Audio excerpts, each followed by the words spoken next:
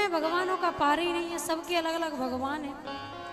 कलयुग में जो सदग्रंथ हैं वो तो लुप्त हो जाएंगे, और हमारे तुम्हारे संसारी जो ग्रंथ बना रहे हैं, जो पुस्तकें बना रहे हैं, उनको पढ़ना शुरू कर देंगे। वेद पुराण शास्त्रों की घोर कलयुग में कहीं चर्चा नहीं होगी। अभी जैसे भगवान की कथा हो रही है, आप सुन रहे हो, घोर कलयुग में ये सब बंद हो जाएगा। धर्म सुनिए नहीं काना, धर्म करने की तो बात दूर, धर्म शब्द कानों में भी पढ़ना मुश्किल हो जाएगा भैया। इसलिए अभी सही समय चल रहा है, भगवान की भक्ति करके भजन करके अपनी मुक्ति को साध लें। भगवान गए पौंड्रक से मिलने के लिए, और पौंड्रक और काशीराज दोनों का जाकर के वध कर दिया भैया। इसके बाद भगवान के पास में खबर आई कि राजा युधिष्ठिर राजसु यज्ञ कर रहे हैं।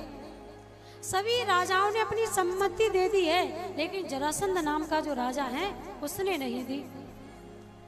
अब तो भैया भगवान ने ऐसा उपाय किया कि भीम का और जरासंध का युद्ध होने लगा।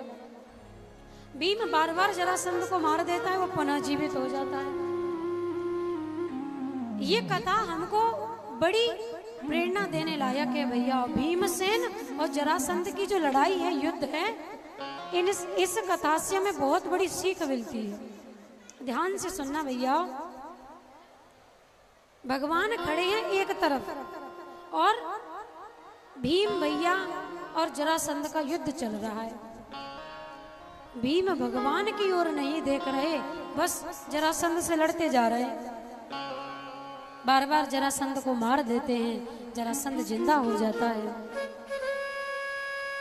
एक दिन बीते, 2 दिन बीते, 3 दिन बीते, 4 दिन बीते, कई दिन जब व्यतीत हो गए, तब भीम माधव के शिविर में आए और बोले, प्रभु ये जरासंध मरता क्यों नहीं है? मैंने इतने उपाय कर लिए, मैंने अपने सर से लेकर एड़ी तक की सारी ताकत लगा दी, लेकिन जरासंध नहीं मरता। आप बताओ प्रभु जी कैसे मरेगा? भगवान बोले, भैया हम तो तेरे बगल में ही खड़े और रोज इशारा कर रहे हैं, पर तू समझ ही ना रहा। तू जरासंध को मारने में लगा है, मेरी ओर देखता ही नहीं है। हाँ हाँ प्रभु, गलती हो गई, क्षमा कर दो। अब बताओ जी कैसे मरेगा?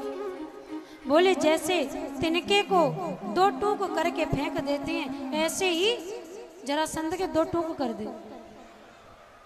अब तो भैया भीम गए रणभूमि में दूसरे दिन, और जरासंध के एक पांव पकड़ा और बीच में से चीर दिया। चीरने के बाद वे दोनों टुकड़े आकर फिर जुड़ गए, फिर जरासंध जीवित हो गया। भीम को याद आया कि ठाकुर जी ने कही थी कि जब जरासंध को मारे तो मुंह को देख लीजिए। भगवान ने एक तिनका उठाया, सीख उठाई और उसके 2 टूक किए, और एक इधर फेंक दिया, एक इधर फेंक दिया। भीम समझ गए, और भीम ने बिल्कुल ऐसा ही किया। जरासंध के एक पैर को अपने पैर से दबा लिया और दूसरा पैर पकड़ा और बीच में से जरासंध को चीर दिया और विपरीत दिशाओं में फेंक दिया। अब की बार नहीं जुड़ा जरासंध, जरासंध का गोविंदाय नमो नमः हो गया। भीम और जरासंध का युद्ध हमें क्या सिखा रहा है?